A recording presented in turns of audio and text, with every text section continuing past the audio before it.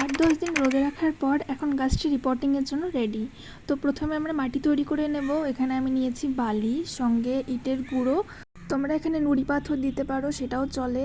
দিয়েছি কোকোপিট আর বাদামের খোসা। নিম খোলের মতো বাদাম খোলও গাছের জন্য খুব উপকারী। এতে আছে এনপিকে, নাইট্রোজেন, ফসফরাস, ক্যালসিয়ামের মতো গুণাগুণ। কোকোপিট আর বাদাম খোলটা আমার বাড়ির তৈরি। তোমরা যদি সেই ভিডিও দেখতে চাও তাহলে আমাকে কমেন্ট করতে পারো। আর এরপরে একটি টব নিয়ে নাও, তার মধ্যে সমস্ত মিশ্রণটি দিয়ে তারপরে গাছটি বসিয়ে দাও। মাটিটিকে এমন করে রেডি করতে হবে যাতে টবে জল না জমে থাকে, তাহলেই অ্যাডিনিয়াম গাছ সুস্থভাবে বড় হবে। এখানে উপরে কিছুটা জায়গা ফাঁকা ছিল জন্য আমি সেখানে বালি দিয়েছি।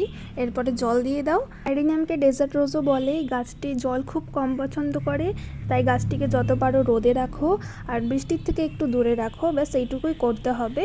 আর এই দেখো 2-4 দিন পর নতুন নতুন ব্রাঞ্চ বেরিয়েছে। তো আজকের মতো এইটুকুই, দেখা হচ্ছে নেক্সট কোনো ভিডিওতে।